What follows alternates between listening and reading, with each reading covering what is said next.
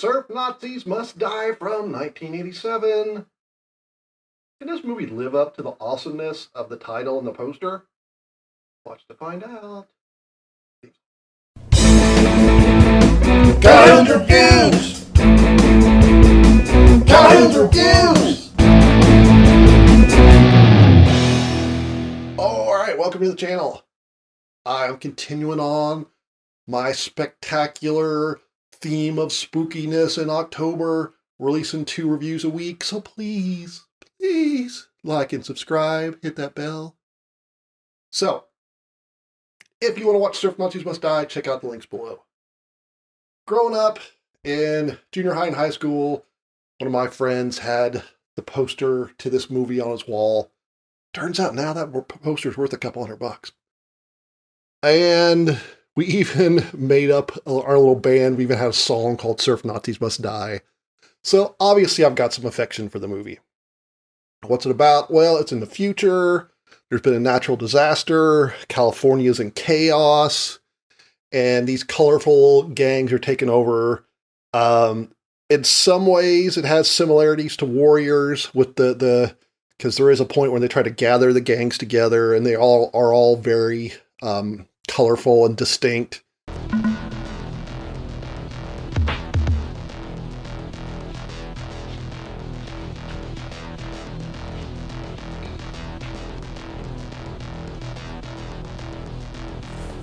One of the gangs are the Surf Nazis. Goofy footers are an inferior breed. Real surfers lead with their left foot forward. Who rules the beaches? Surfers rule! Who rules the surfers? Surf Nazis! Surf Nazis! And they tried to try and take over and rule all the gangs. And at one point, because they are Nazis, they end up killing a black man and his older mom decides to take him on. I want to buy a gun. It's easy to carry. Perfect for a woman. Well, that's real nice, dear. But I'm more interested in something that'll take the head off a honky at 20 paces. And what I remember most about the movie is that. I remember, if you were going to ask me before I'd seen it again, what's it about? It's this older black woman taking on and killing a gang of Nazis. And yeah, that's true. But honestly, most of the gang members get taken out by other gangs. They're trying to dominate the rival gangs. And so the rival gangs are the ones that actually end up taking out most of the people. But speaking of the mom, she's awesome.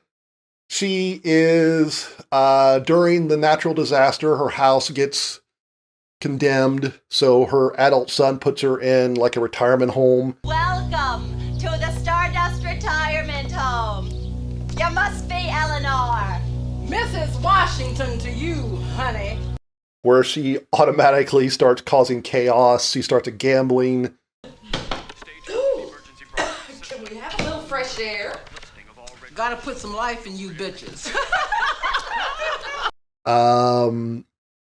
Game there. There's a point where it's like, I can't see out my window, and you show her so she's out in the tree cutting down branches so she can have a view.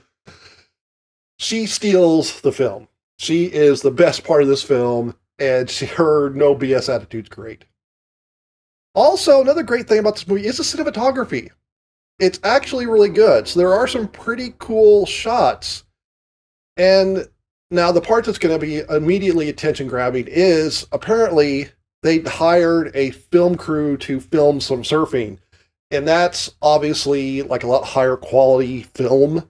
I don't know if it was actually film versus video. The rest of it's video, or the rest of it's just 16 versus 35, whatever. But it's slow-mo, and it looks great. But the rest of the film, while they're on land, actually has some pretty cool shots too, of like the smoke or the fog in the distance and things like that. It's got some pretty nice artistic touches. The Nazis, they are very over the top. And they are, of course, there's the guy with the hook. Unfortunately, because of the limits of the budget, they couldn't really act out the cover. They don't really get to use the cool surfboard. At one point, they make one Then later on, they're like, oh no, the other gangs destroyed my cool surfboard. Despite that, I have a lot of fondness for the movie. So I'm giving Surf Nazis Must Die 5 thumbs up. The Nazis are bad. Kill yourself if you miss it. She's a great mother. It'd also be great if you liked and subscribed and thumbed up and hit the bell and give me $1 million.